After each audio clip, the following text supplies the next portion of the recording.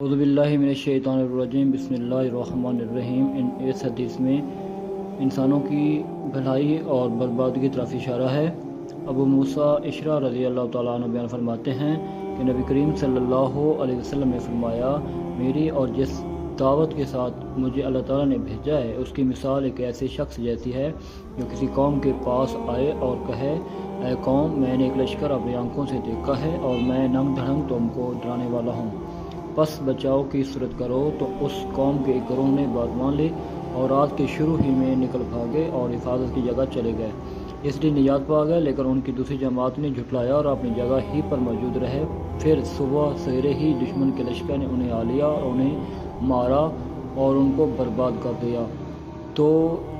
یہ مثال ہے اس کی جو میری اطاعت کریں اور جو دعوت میں لایا ہوں اس کی پیروی کریں، اور اس کی مثال ہے جو میری نافرمانی کریں اور جو حق میں لے کر آیا ہوں اسے جھٹلائیں۔